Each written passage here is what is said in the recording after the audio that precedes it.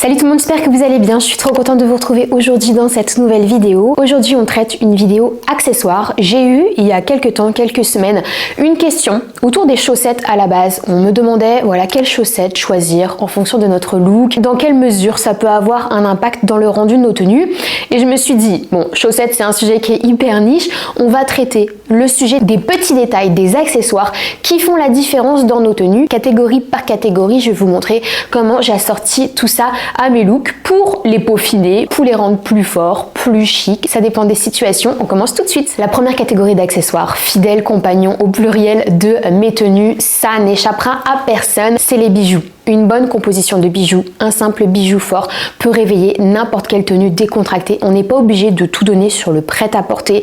Un accessoire tel qu'un bijou, tel qu'une grosse paire de boucles d'oreilles, tel qu'un collier, une bague, etc.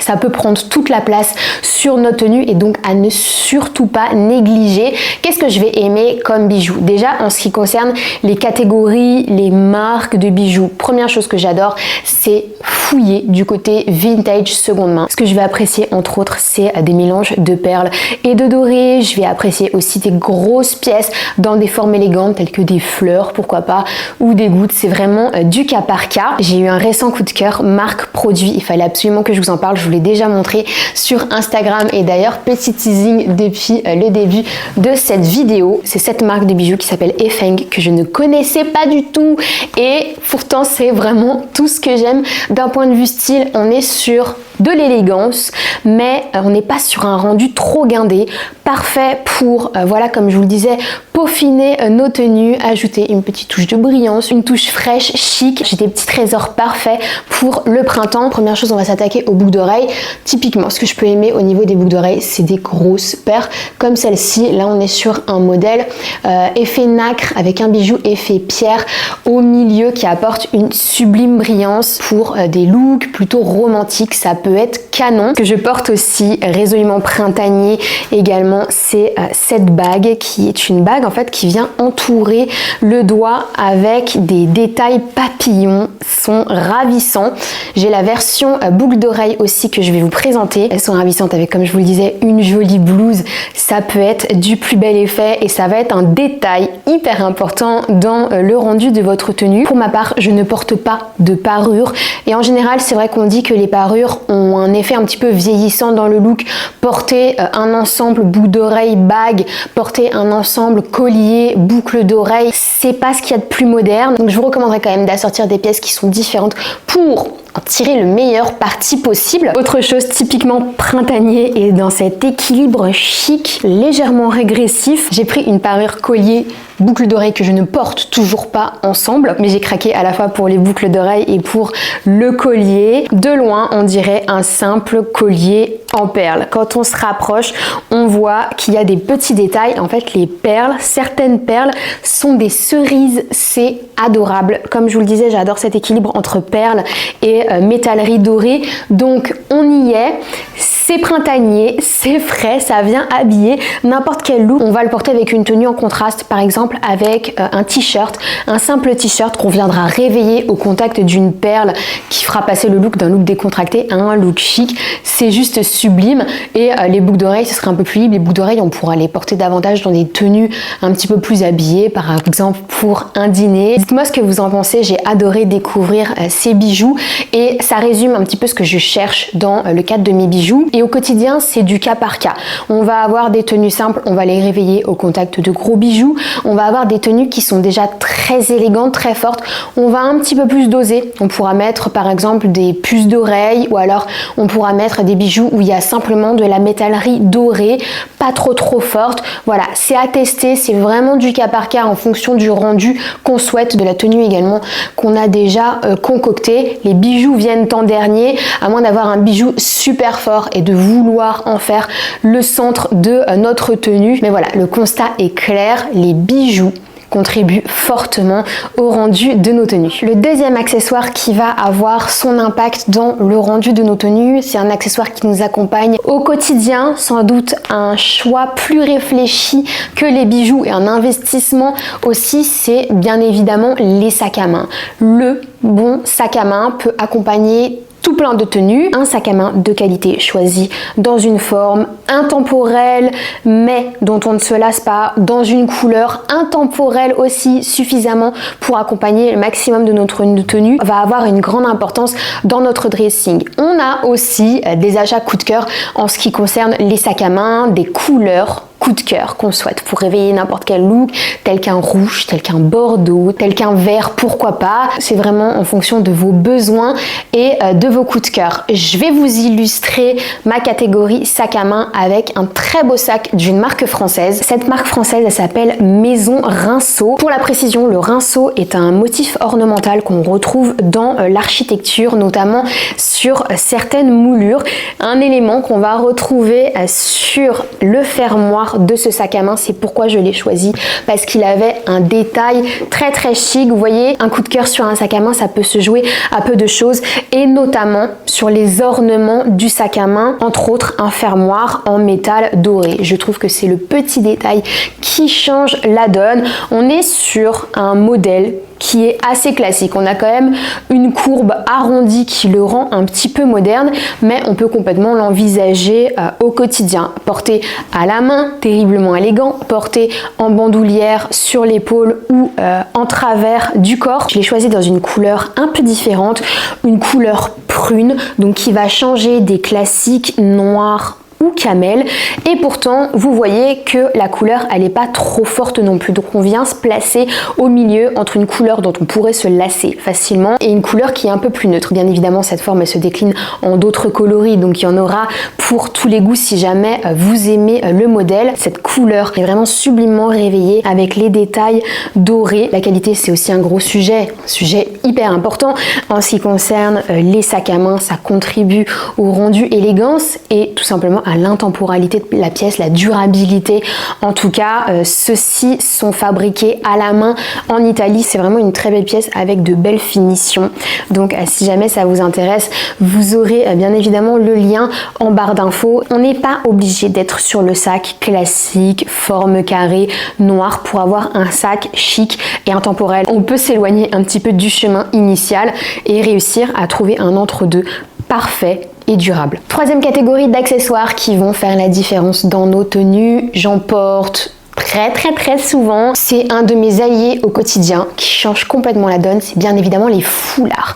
Les foulards, on en discutait récemment. Il y a plusieurs catégories. On n'est pas forcément sur le foulard 100% soie, satiné, très élégant, très coloré. Non, on va avoir en hiver des foulards tricotés en laine, qu'on peut tricoter soi-même d'ailleurs. Je vous recommande de vous y mettre, c'est super. On peut aussi avoir des foulards en coton esprit bandana, mais dans des imprimés qui sont un peu différents de l'imprimé classique bandana, décliné en plusieurs couleurs. Ça nous aide vraiment dans les looks au quotidien. Ici, on est dans un foulard de la première catégorie, la catégorie la plus chic, c'est toujours la marque Maison Rinceau. On voit que les couleurs sont assez harmonieuses, j'aime beaucoup. Ça peut accompagner pas mal de looks. On va pouvoir s'en servir pour recycler nos sacs à main, apporter une petite touche de couleur, deux accessoires qui se marient à la perfection. On va pouvoir les porter en tour du cou, bien évidemment, de plein de façons possibles. Je vais essayer de vous montrer différentes façons pendant que je parle. On peut aussi s'en servir pour remplacer les ceintures de nos trench, les attacher à l'arrière. Je vais vous montrer si jamais ça vous intéresse. Si vous cherchez rapidement par exemple sur Pinterest des idées sur comment nouer votre foulard, vous allez en trouver mais des dizaines et des dizaines. Certaines blogueuses en ont fait leur cœur de contenu et c'est bien utile parce que d'un simple accessoire, on fait passer la tenue d'une tenue sobre, d'une tenue décontractée à une tenue un petit peu plus habillée, plus travaillée. Donc à ne surtout pas négliger des foulards. On en retrouve chez énormément de marques à des gammes de prix très variées dans toutes les couleurs. Ça va répondre à toutes les demandes, toutes les envies. On en retrouve aussi bien évidemment en seconde main, en vintage, dans les friperies. Je vous invite à fouiller. La chasse est ouverte, donc dites-moi si au quotidien vous utilisez ce petit accessoire magique ou pas.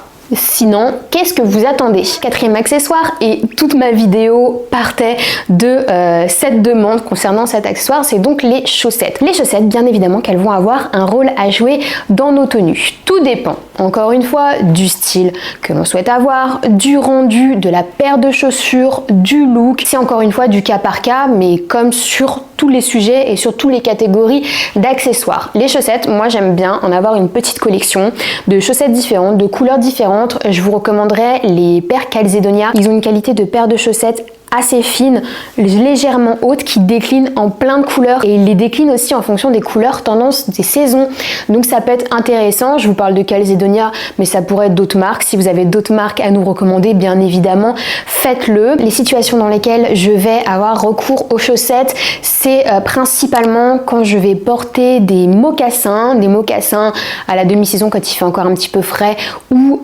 en hiver. Le choix de la couleur, comme je vous le disais, dépend à la fois de la couleur du mocassin et de la couleur de la tenue pour qu'il y ait une belle harmonie. Par exemple, je vais être sur un total look dans des teintes marron, je vais choisir une paire de chaussettes kaki, une paire de chaussettes olive si je veux être un petit peu plus dans le contraste. Je peux même aussi aller sur du prune. Le tout, c'est de créer une belle cohérence et une belle harmonie au niveau des couleurs de la tenue. Attention à ne jamais voir le morceau de peau entre le haut de la chaussette et l'ourlet du pantalon. Je trouve que c'est pas très joli et ça va pas flatter ni le style ni la silhouette, donc à mon sens à éviter. Mais voilà, je vais essayer de vous montrer différentes idées que je vais trouver, que je vais pouvoir vous proposer pour porter les chaussettes, mais n'hésitez pas à vous faire une belle petite collection, parce que des fois c'est ce petit détail qui va faire la différence dans vos tenues. Cinquième catégorie d'accessoires, c'est un accessoire que j'aime bien collectionner, mais que je prends du temps à collectionner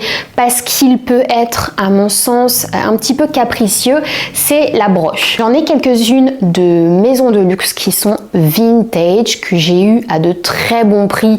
Voilà, il faut suivre les dossiers sur le long terme. Je vous recommande de regarder surtout sur les sites qui sont spécialisés, notamment Vestiaire Collective ou eBay. Faire bien attention à s'assurer de l'authenticité de la pièce pour pas vous faire avoir. Je vais vous montrer celles que je possède. On n'est pas forcément sur des grosses broches qui sont très voyantes, mais voilà, je trouve que ça contribue vraiment au rendu élégant d'un look. On a par exemple un look dans des pièces qui sont plutôt abordables, on vient mettre la broche et tout de suite ça fait la petite blague. Après, si on veut pas avoir de gros logos, si on veut pas avoir ce côté très luxe sur une broche et sur sa tenue, on va pouvoir trouver sans marque, ou en tout cas sans logo apparent, en vintage comme en collection actuelle, des broches qui sont très sympas aussi, sans être une broche de maison de luxe. Donc c'est encore une fois du cas par cas, il faut prendre son temps, il faut mettre la main sur les bonnes pièces. Les broches, on va les mettre sur des blazers, on va les mettre sur des mailles, bien faire attention